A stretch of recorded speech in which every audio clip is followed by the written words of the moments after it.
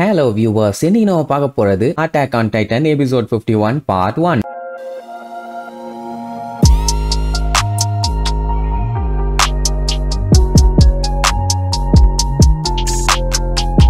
Open பண்ணா போன பார்ட்ல திடுதிப்புன்னு ஏகப்பட்ட டைட்டன்ஸுங்க அட்ட டைம்ல வந்துச்சுங்கல்ல. அதுலயே அந்த பீஸ்ட் டைட்டனும் வந்துருச்சு, அந்த ரெய்னர் பையலும் இப்ப வந்துட்டான். அதாவது இப்போ சுத்து போட்டுட்டாங்க. அதுலயும் அவன் நம்மாலையில பாத்துட்டு கை வரல கால் வரல எல்லாத்தையுமே ஹார்னிங் பண்ணிட்டு அடிச்சு புடிச்சு ஓடி வந்து செவுத்துல ஏற ஆரம்பிப்பான். அப்ப எர்வின் இருந்துட்டு யாருமே ஆர்மர்டு டைட்டன்ட்ட போகாதீங்க, அதை நம்ம அட்டாக் பண்ண வேண்டாம், அதை விட்டு தள்ளியே இருங்கம்மா. இந்த பக்கம் இருக்க ஹாஞ்சி டீம் ஆளுக்கு ஒன்னும் புரியல, எதுக்காக எர்வின் அட்டாக் பண்ண சொல்லாம இருக்காரு, என்ன பண்றது அப்படி இப்படின்னு பதறுவாங்களா. ஹாஞ்சிக்கு புரியுது எனிமி என்ன பண்ண ட்ரை பண்றாங்க அப்படிங்கறத செக் பண்ண தான் வெயிட் பண்ணிட்டு இருக்காரு. அதுலயே மேட்டர் என்னன்னா ரெய்னர் அவனோட ஆளுங்க எல்லாருமே இவங்களுக்காண்டி தான் வெயிட் பண்ணிட்டு இருந்திருக்காங்கன்னு நல்லாவே தெரியுது. அப்பதான் எர்வின் பீஸ்ட் டைட்டன் பக்கத்துல இன்னொரு டைட்டனை பாப்பாரு. அதோட முதுகுல சப்ளைஸ கெட்டி வச்சிருப்பானுங்க. இந்த டைட்டன் பேரு குவாட்ரூபட் டைட்டன். என்ன மேட்டர்னா இதோட முதுகுல இப்படி சப்ளைஸ கெட்டி வச்சிருக்காங்கன்னா அது இப்போ வந்து டிரான்ஸ்ஃபார்ம் ஆயிருக்க வாய்ப்பே இல்ல, அதுவும் மத்தவங்க ஆன மாதிரி. அப்படின்னா கண்டிப்பா இதுதான் நைட் இவங்க வந்தாங்கல்ல, அதை பார்த்துட்டு போய் ரெய்னர்ட்ட இன்ஃபார்ம் பண்ணிருக்கணும். அந்த டைட்டன் பாத்தீங்கன்னா கொஞ்சம் இன்டெலிஜென்ட்டான டைட்டன். சொல்ல போனா இப்போ இன்டெலிஜென்ட்டான டைட்டன். அது மட்டும் இல்ல நம்ம ரொம்ப கேர்ஃபுல்லா இருக்கணும் பாரா. அந்த டைம் அர்மினும் அந்த சப்ளைஸ் எல்லாம் பார்த்துட்டு என்னவா இருக்கும்னு அப்படியே ஷாக்ல இருப்பான். அப்ப அந்த பீஸ்ட் டைட்டன் பாத்தீங்கன்னா ஓங்கி தரையில ஒரு குத்து குத்தும். பெரிய பெரிய டைட்டனுங்கெல்லாம் அது பாட்டுக்கு நிக்குங்க. 3 மீட்டர்ல இருக்குமே டைட்டன்ஸுங்க, அதுங்க மட்டும் இவங்களை நோக்கி வேகமா ஓடி வரும். எப்படி அவன் பண்றத பார்த்த உடனே எர்வினுக்கு தெரிஞ்சு போச்சு எனிமியோட பிளான் என்னன்னு. அந்த உட்கார்ட் கேசல்ல என்ன பண்ணாங்களோ அதைத்தான் இப்ப மறுபடியும் பண்ண போறாங்க. அதாவது ஃபர்ஸ்ட் அவங்க அட்டாக் பண்ண போறது இவங்கள இல்ல, கீழே நின்றுட்டு இருக்க குதிரைய.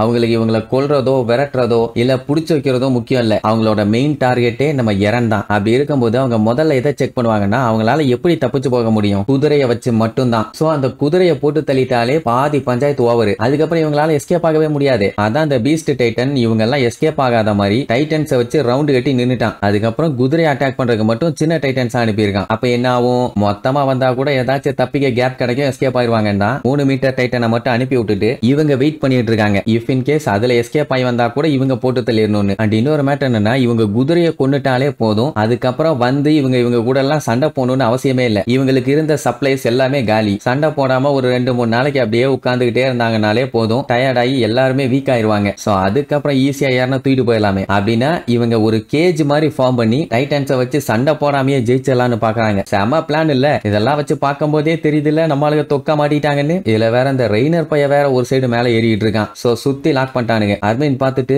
ஆர்மர்டு டைட்டன் வந்துருச்சு கேப்டன், இவன் மட்டும் தான் இருக்கான், பெர்டோல்ட் எங்க போனான்னு தெரியல, என்ன பண்ணலாம்னு சொல்லுங்க. என்ன ஒண்ணு அவன் தெளிவா சொல்லிடுவான், நம்மளோட டாப் பிரையாரிட்டி நம்ம குதிரைகளை ரெய்னரும் பெர்டோல்ட்டும் எதுவும் பண்ணாத மாதிரி பாத்துக்கணும் அப்படின்னு ஒண்ணு. லெவி பார்த்துட்டு அதெல்லாம் ஓகே, நீங்க ஆர்டர் எப்போ கொடுக்கறதா வெயிட்டிங்ல இருக்கீங்க, ஏன்னா நான் சீக்கிரமா சம்பவம் பண்ண வேண்டி இருக்குதும்பா. சரி ரைட்னு சொல்லிட்டு கிளாஸ் டீமை ஹார்சஸ் எல்லாத்தையுமே ப்ரொடெக்ட் பண்ணி பத்திரமா பாத்துக்க சொல்லி அனுப்புவான். லெவியோட ஸ்குவாடும் ஹாஞ்சியோட ஸ்குவாடும் ஆர்மர்டு டைட்டனை காலி பண்ணணும், என்ன வேணாலும் பண்ணுங்க, எப்படி வேணாலும் சண்டை போடுங்க, நமக்கு ஜெயிக்கணும் அவ்வளவுதான். இந்த ஒரு போர் தான் நம்ம மனித குலத்தை காப்பாத்துமா இல்லையான்னு டிசைட் பண்ணும். அதனால நம்ம ஹியூமானிட்டியை காப்பாத்தணும்னா சும்மா இறங்கி சண்டை போடுங்க அப்படின்னு உடனே சும்மா வெறிகொண்டு கிளம்புவாங்க. அந்த டைம் அர்மினும் லெவியும் வேகமா கிளம்புவாங்களா. எர்வின் கூப்பிட்டு உங்க டீமுக்கு தான் இப்போதைக்கு நான் ஆர்டர் கொடுத்துருக்கேன், உங்களுக்கு இல்ல, ஏன்னா உங்களுக்கு வேற ஒரு வேலை இருக்குதும்பா. லெவிக்கு என்ன டவுட்னா உங்களுக்கு குதிரைகளை பாத்துக்கிட்டா போதுமா, யாரா பாத்துக்க வேண்டாமான்னு கேட்பான். அதெல்லாம் பிரச்சனை இல்ல, அதுக்கு நான் பிளான் பண்ணிட்டேன் அப்படின்ட்டு லெவி கிட்ட உனக்கு எப்ப சான்ஸ் கிடைச்சாலும் சரி அதோ இருக்கு பாரு அந்த பீஸ்ட் டைட்டன், அதை மட்டும் எப்படியாச்சும் போட்டு தள்ளிரு,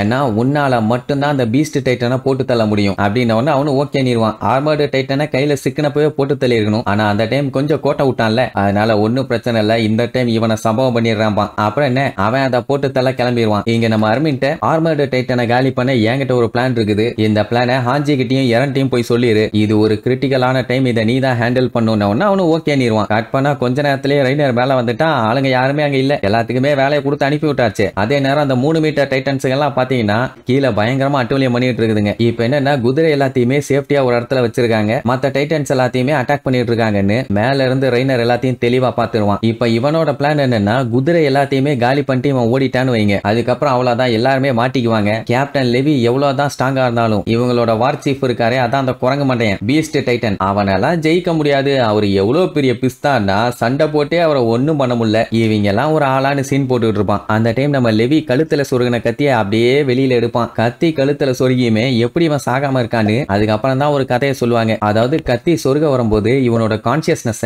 மேல் பாடியில இருந்து கீழ் பாடிக்கு கொண்டு போயிட்டான். அதனால மேல கத்தியை சொருகும் போது அவருக்கு ஒண்ணுமே ஆகலையாமா. அண்ட் அவன் இந்த மாதிரி செவுத்த செக் பண்ணுவாங்கன்னு கொஞ்சம் கூட எதிர்பார்க்கவும் இல்ல. இந்த வேலையை பண்ணது யாரு, அருமீனான்னு யோசிச்சு பார்ப்பான். ஏன்னா அவனை தவிர இவ்வளவு தெளிவா எவனுமே யோசிக்க மாட்டான்னு அவனுக்கு நல்லாவே தெரியும். சரி, இப்ப அது முக்கியம் இல்ல. இப்ப இந்த வேலையை மட்டும் முடிச்சிட்டா இவங்களோட மொத்த பஞ்சாயத்தும் சரியாயிரும். அதனால இத பக்காவா முடிச்சாவணும்னு சொல்லிட்டு சைட்ல திரும்புவான். பாத்தீங்கன்னா எர்வின் அப்படியே நின்று இவனை லுக் விட்டுட்டு இருப்பாரு. இப்ப என்னன்னா இவரு கூட சண்டை போட்டு டைமை வேஸ்ட் பண்ணிட்டு இருக்கிறது வேலைக்கே ஆகாது. அது டிஸ்ட்ராக்ட் பண்ண மாதிரி இருக்கும். அதனால குதிரை எல்லாத்தையுமே காலி பண்ணிட்டு அப்புறம் என்ன பண்ணலாம்னு யோசிக்கலாம் அப்படின்னு சொல்லிட்டு இருக்கும் போதே பின்னாடி பயங்கரமான வெளிச்சம். ஒண்ணும் இல்ல, வேற யாரோ டைட்டனா மாதிரி இருக்காங்க. யாரான்னு பார்த்தா நம்ம எரனு. அவ்வளவுதான், அவனுக்கு தூக்கி வாரி போடும். ஏன்னா எரன் எங்க இருக்கான் என்னன்னு இவங்களுக்கு தெரியாது. இப்ப அவனே அவன் எங்க இருக்கான்னு சொல்லி காட்டிக்கிட்டானா அப்ப இவங்க எல்லாத்துக்கும் தெரிஞ்சு போச்சா அவன் தான் நமக்கு முக்கியம்னு. என்னதான் பிளான் பண்றாங்கன்னு ஒரே குழப்பம். அப்ப நம்ம எரன் பாத்தீங்கன்னா ஆப்போசிட் சைட்ல வேகமா ஓட ஆரம்பிப்பானா. உடனே அவனுக்கு புரிஞ்சு போச்சு. அப்படின்னா அவன் இந்த வழியா ஓடி அப்படியே சுத்தி வந்து மத்த டைட்டன்ஸ்ட இருந்து எல்லாம் எஸ்கேப் ஆகி மறுபடியும் வால்ஸ்குள்ள போறானா. இப்ப அவன் மட்டும் தப்பிச்சு போயிட்டானா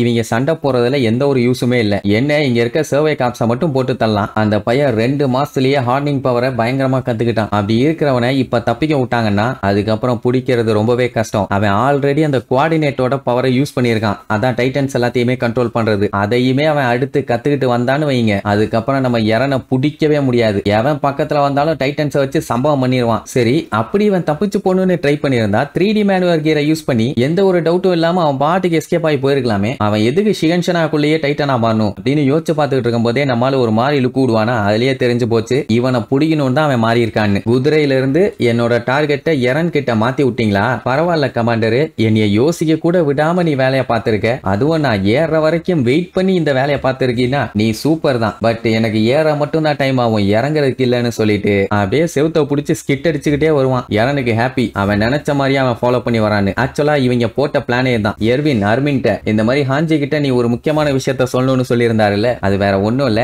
எரனை பகடக்காயா யூஸ் பண்ணணும் தான். கமாண்டர் தான் ஆர்டர் பண்ணாரு அப்படின்னு ஹாஞ்சிக்கு என்ன சொல்றதுன்னே தெரியல. ஏன்னா குதிரைகளை காப்பாத்துறதுக்காக இப்படி எரனை வச்சு விளையாண்டுட்டு இருந்தா பிரச்சனை ஆகாதான்னு கேட்டா மிக்காசா இருந்துட்டு இல்ல ஆகாது, அவன் மட்டும் குதிரையை காலி பண்ணிட்டா யோசிச்சு பாருங்க, அதுக்கப்புறம் அவங்களை எதிர்த்து சண்டை போட கூட நம்மளால முடியாதும்பால. அப்ப அங்க இன்னொரு பிரச்சனையும் இருக்குது. என்னன்னா இப்போ அவன் மட்டும் எரனை கண்டுக்காம குதிரைகளை கொல்ல வந்தான்னா நம்ம எரன் என்ன பண்ணுவான்னா சுத்தி வந்து அந்த பீஸ்ட் டைட்டனை அட்டாக் பண்ணதான் வருவான். ஒரு சைடு எர்வினும் நம்ம ஆளுகளும் போயிட்டு இருக்காங்க, இன்னொரு பக்கம் எரன் வந்தான்னா டெஃபினட்டா பீஸ்ட் டைட்டனை காலி பண்ணிடலாம். அப்படினாலுமே இவங்களுக்கு பிரச்சனை ஓவர் தானே. டைட்டன்ஸ் எல்லாத்தையும் போட்டு தள்ளிட்டா ஃப்ரீயா நடந்து கூட போய் சேர்ந்துடலாமே. If in case plan work out ஆகலனாலும் எரன் இப்படி சுத்தி ஓடிட்டு இருந்தான்னா டெஃபினட்டா அவங்களுக்கு கன்ஃபியூஸ் ஆகும். அப்பவும் அவங்க டிஃபென்ஸ் எப்படியும் பிரேக் ஆகும். சோ இப்ப ரெய்னர் என்ன முடிவு எடுக்கிறானோ அதை வச்சுதான் பிளான் எல்லாமே டோட்டலா மாற போகுது அப்படின்னு இப்ப அவனுக்கு செக் வச்சிருக்காங்க. நம்மால கன்ஃபார்மா சொல்லுவான் அவன் என்னைய தான் ஃபாலோ பண்ணிட்டு வருவான்னு. சரி, ஆர்மர்டு டைட்டனை காலி பண்ணிடலாம்னு சொல்லிட்டு கிளம்புவாங்களா. அப்ப அர்மின் கூப்பிட்டு எனக்கு இன்னுமே ஒரு விஷயம் உறுத்திக்கிட்டே இருக்குது, அந்த பெர்டோல்ட் பையன் எங்க இருக்கான் என்னன்னு தெரியல. லாஸ்ட் டைம் பாத்தீங்கன்னா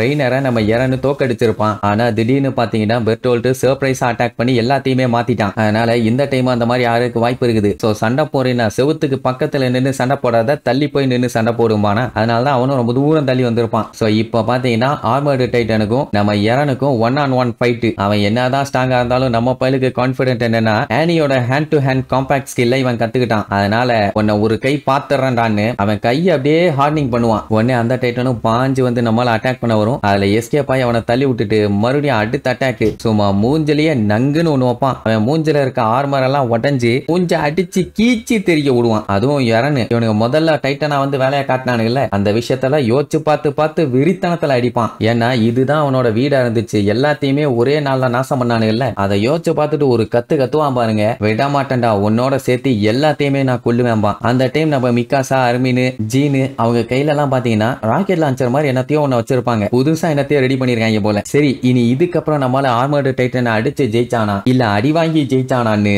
அடுத்தடுத்த எபிசோட்ல பார்க்கலாம். டாடா.